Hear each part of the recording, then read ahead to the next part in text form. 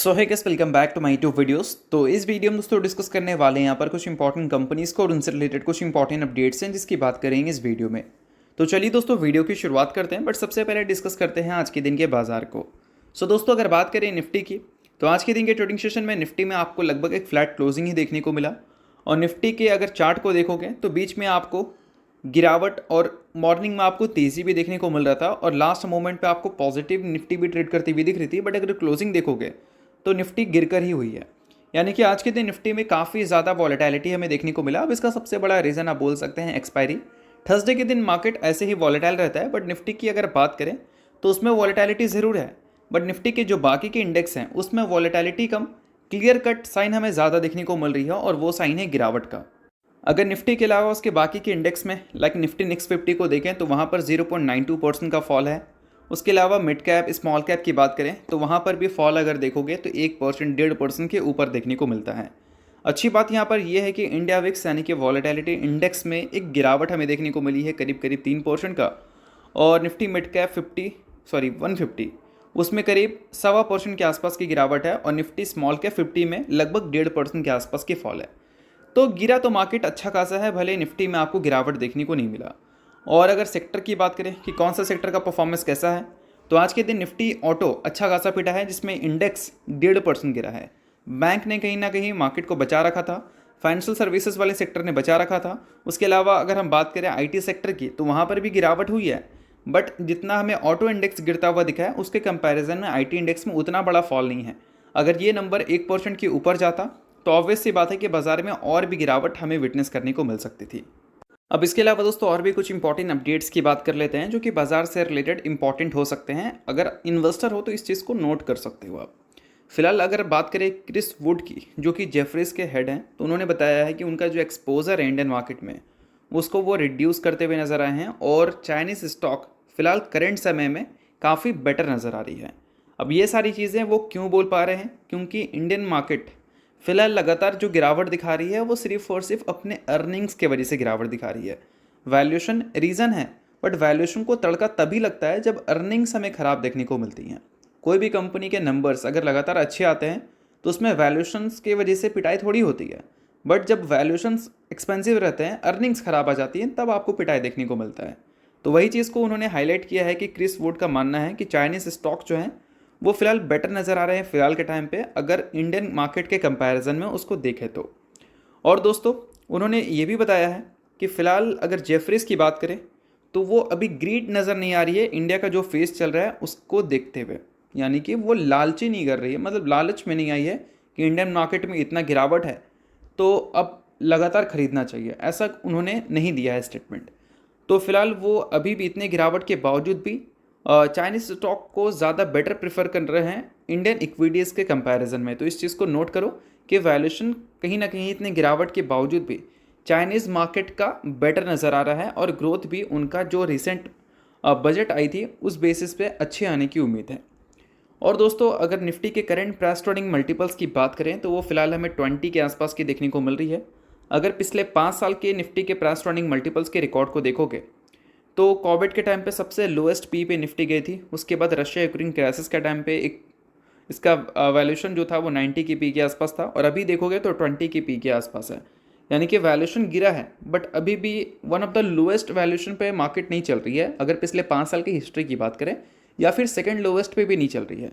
तो जैसा कि हमने बहुत पहले डिस्कस किया था कि अगर बाजार का पी मान लो ऐसे ही गिरते गिरते 90 के रेंज के आसपास आ जाएगा तो उस टाइम बाजार को थोड़ा सा अच्छे सिग्नल मिलने लगेंगे जो भी बड़े बड़े ब्रोकिंग हाउस हैं उनके तरफ से, और वो जो सारे सिग्नल्स हैं वो वैल्यूएशंस की ही सिग्नल्स होंगी। तो चलिए अब डिस्कस करते हैं कुछ कंपनीज़ को। सो दोस्तों पहली कंपनी का नाम है विप्रो लिमिटेड। अब विप्रो से रिलेटेड सबसे बड़ी अपडेट यहाँ पर यह है कि विप्रो ने अनाउंस किया है कि वो प्लान कर रहे हैं $200 मिलियन इन्वेस्ट करने का अपनी सब्सिडरी में जिसका नाम है विप्रो वेंचर्स।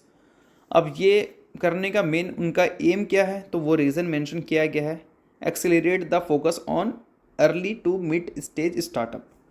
तो ओवरऑल अगर देखा जाए तो विप्रो इतनी बड़ी कंपनी बन चुकी है कि इनको ऑर्गेनिक ग्रोथ डबल डिजिट में मिलना थोड़ा सा कॉम्प्लिकेटेड हो रहा है। तो फिलहाल वो इन्वेस्टमेंट्स कर रही हैं न्यू जगह जिससे कंपनी को इन ऑर्गेनिक ग्रोथ अच्छी खासी मिल सके।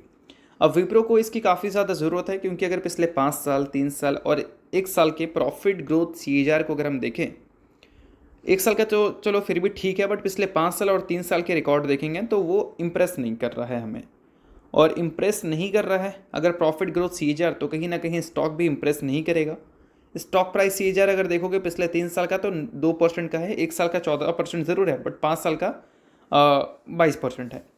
तो वॉलेटिलिटी विप्रो में ज़रूर हमें विटनेस करने को मिल रही है, क्योंकि इसके प्रॉफिट कंसिस्टेंट तो हमें ग्रो करते हुए नज़र नहीं आ रहे हैं, और इसके पास करंट कैश जो है वो अच्छा खासा है। तो इस वजह से इन्वेस्टमेंट्स तो कंपनी ज़रूर करते मतलब करना चाहेगी आने वाले कल में खुद को बड़ा करने के लिए। तो ये सारी कुछ इंपॉर्टेंट चीज़ें हैं, एज ए इन्वेस्टर आप इस चीज़ को नोट कर लो।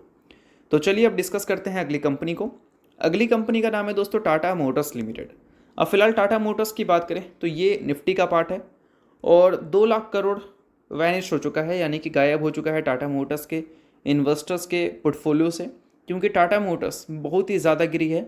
और निफ्टी की जो भी कंपनीज है जनरली इतना ज़्यादा गिरने के लिए जानी नहीं जाती, बट टाटा मोटर्स जो है वो निफ्टी के लिए एक तरह से बोल सकते हैं वर्स्ट नाइटमेयर बन चुकी है, यानी कि अच्छा खासा गिरावट निफ्टी में टाटा मोटर्स ने भी कंट्रीब्यूट किया है। अगर निफ्टी के परफॉर्मेंस को अगर ख़राब बोलोगे आप, तो वो परफॉर्मेंस ख़राब क्यों है? क्योंकि निफ्टी 50 की जो कंपनीज़ हैं वो गिर रही है इस वजह से। अब इंपॉर्टेंट चीज़ ये है कि टाटा मोटर्स गिर क्यों रही है, तो इसके मल्टीपल रीजंस हैं। सबसे बड़ा रीज़न अगर देखा जाए तो JLR में सबसे ज़्यादा डिपेंडेंट है टाटा मोटर्स, और उसकी जो ग्रोथ है वो हमें स्लो होती हुई नज़र आई है वीक डिमांड की वजह से। US टैरिफ का झटका हमें देता हुआ नज़र आ रहा है। चाइना की तरफ से काफ़ी हेल्दी कॉम्पिटिशन्स मिल रहा है EV सेक्टर में। तो मल्टीपल रीजंस हैं जिस वजह से टाटा मोटर्स के नंबर ग्रो नहीं कर पा रहे हैं, और इस वजह से टाटा मोटर्स का परफॉर्मेंस अगर देखा जाए पीक से तो काफ़ी ज़्यादा डिसअपॉइंट हमें नज़र आ रहा है। और इस बीच में दोस्तों अगर इस कंपनी के शेयर होल्डिंग पैटर्न की बात करें तो FIS के इंटरेस्ट को भी देख सकते हैं, जो कि Q2 तक अच्छा नज़र आ रहा था, बट Q3 में FIS ने अच्छी खासी बिकवाली की है इस कंपनी में, और पब्लिक के स्टेक्स लगातार पिछले 3 क्वार्टर में बढ़ते हुए नजर आए हैं। तो ये एक पॉइंट है जो कि आपको नोट करनी है।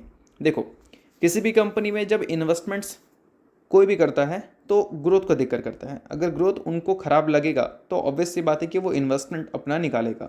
अब वो स्लो डाउन आपको शॉर्ट टर्म में भी दिख सकता है, लॉन्ग टर्म में भी दिख सकता है, बट FIS क्या करती है, जनरली ग्रोथ कंपनी में जाना प्रेफर करती है, और DIS generally under valued company में जाना प्रेफर करती है। अब FIS की बात करें तो उनको ग्रोथ चाहिए, पैसा चाहिए, रिटर्न्स चाहिए, और टाटा मोटर्स के ख़राब नंबर्स की वजह से वो फिलहाल टाटा मोटर्स से एग्जिट कर रहे हैं। सेम चीज़ हमें कंपनी के प्रोमोटर्स में भी देखने को मिल रही है। अब देखो दोस्तों, एक डेटा पब्लिश हुआ है जहाँ पर मेंशन किया गया है लास्ट 3 क्वार्टर्स में कौन सी निफ्टी की कंपनीज़ में सबसे बड़ी प्रोमोटर की एग्जिट देखने को मिली है। तो पहले नंबर पे आता है नाम सिप्ला फार्मा का, नाम आपने सुना ही होगा। दूसरे नंबर पे आता है टाटा मोटर्स का।